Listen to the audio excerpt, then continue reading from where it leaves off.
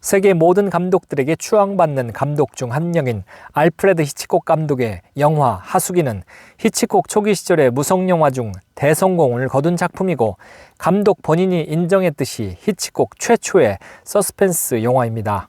아울러 히치콕이 각본에 참여한 최초의 작품이기도 합니다. 영화에서 연출되는 서스펜스적 구성과 장치들은 지금 시대에 볼 때는 너무나 보편적이고 흔한 것으로 여겨질 수 있을 것이고 그 시절의 영화 템포와 무성영화 특유의 과장 내연기도 낯설게 다가올 수 있겠지만 하수긴의 제작 연도는 1927년이었다는 사실을 잊지 말아야 합니다. 오히려 이 영화에서 볼 수 있는 여러 연출 방식들이 지금 흔하게 사용된다는 점은 히치콕이 왜 모든 감독들의 스승이라고 일컬어지는지 확인되는 지점입니다.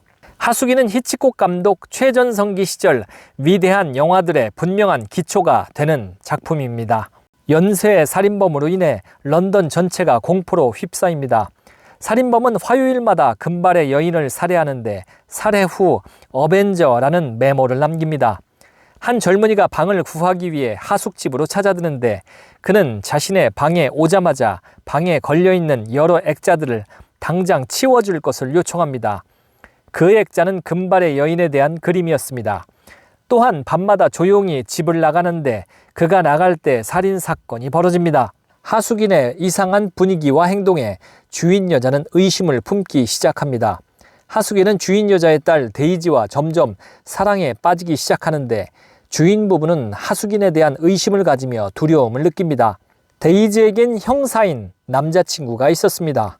그는 하수긴의 관계에 질투심을 느끼게 되고 주인 부부와 마찬가지로 평소에 의심을 증폭시켜 하수긴을 연쇄 살인자로 지목하여 체포하고 하수긴에게 수갑을 채웁니다. 결백을 주장하는 하수긴은 수갑을 찬 채 도망을 칩니다. 도망을 치던 중 하수긴은 데이지에게 자신의 기구한 가족사를 고백합니다. 도망치는 하수긴을 잡으려 사람들이 몰려들고 성난 군중들은 다리 난간에 매달린 하수긴을 죽이려 듭니다. 하지만 마지막 순간 진범이 잡혔음이 알려지고 하수긴은 그를 잡으려 했던 형사에게 구출이 됩니다. 모든 누명을 벗은 하수긴은 주인 여자의 딸과 결혼하게 됩니다. 최초의 히치콕 영화라는 정의답게 하수기는 이후 히치콕 감독 작품에 공식이 될 만한 여러 장치들이 설정되어 있습니다. 무고한 남자가 범인으로 오인되어 쫓기며 금발의 여인이 부각되는 것이 대표적이죠. 또한 히치콕 특유의 여러 상징적 장치들이 곳곳에 사용되고 있습니다. 영화에서 돋보이는 점은 무성 영화임에도 자막이 그다지 많지 않다는 것인데 그만큼 영상만으로도 충분히 설명이 가능하다는 방증입니다. 히치콕을 연구했던 작가 도널드 스포터는 본인의 책 히치콕에서 이렇게 언급합니다. 이 영화는 가장 소란한 무성 영화일지도 모른다. 모든 숏이 세밀하게 계획되고 편집되었으며 꽉 찬 프레임마다 빠른 액션으로 가득 차 있고 자막은 너무나 드물어서 대화를 들을 수 없어도 별로 아쉬울 게 없다. 히치콕이 하수긴에서 무성영화의 한계 혹은 특성을 기술적으로 활용한 대표적인 두 장면을 꼽아보겠습니다. 첫 번째는 오프닝에서 피해자로 보이는 금발의 여인이 비명을 지르는 장면입니다. 이 장면은 여자의 직접적인 목소리가 들리지 않음에도 고통스런 비명이 느껴지는 장면입니다. 프랑스와 트리포 감독과 나눈 대화에서 히치콕이 이 장면을 촬영한 이야기를 설명하였습니다.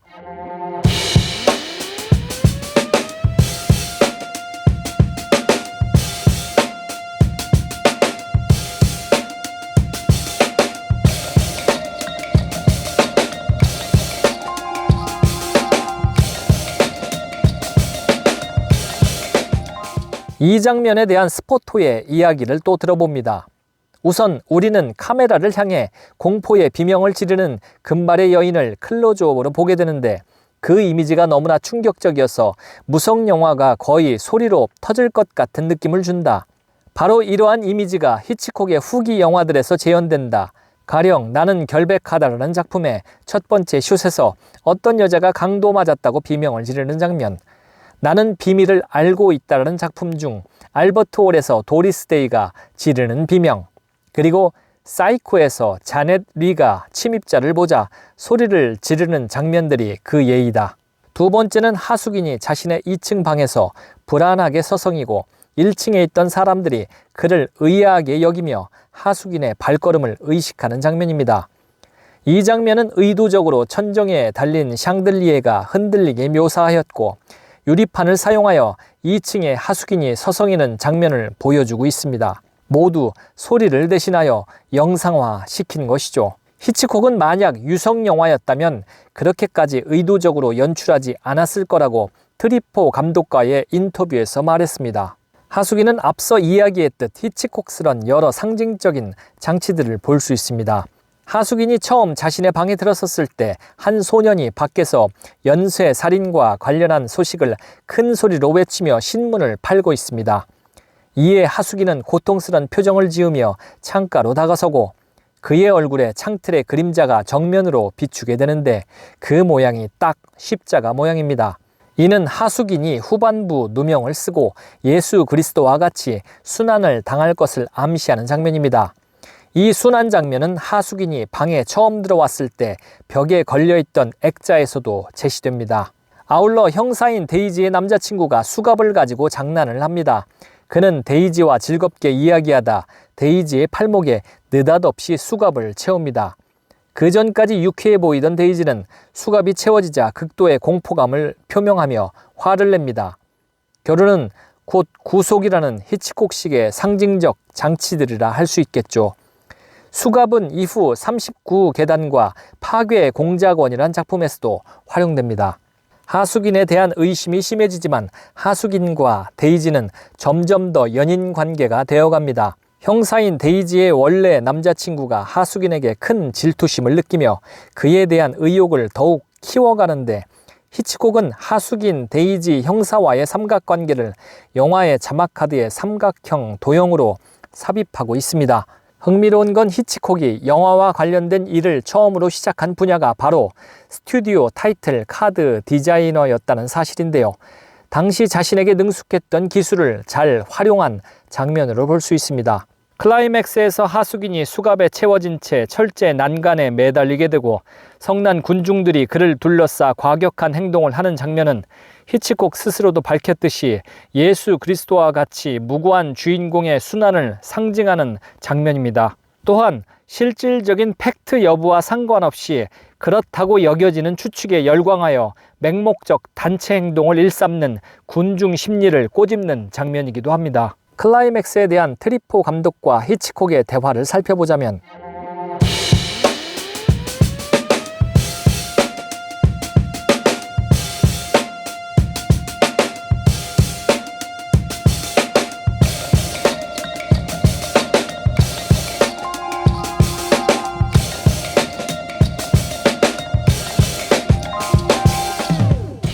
영화의 마지막 장면은 하숙인과 데이지와의 해피엔딩입니다.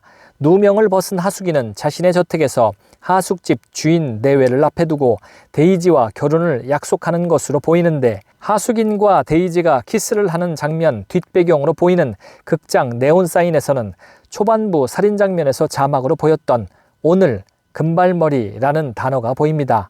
이 장면에 대한 도널드 스포트의 해석, 자막 장면과 시각적으로 연상되도록 하는 것, 배경의 극장 네온사인에서는 오늘 금발머리라는 글자가 번뜩이는 장면은 히치콕의 섬뜩한 조크이다.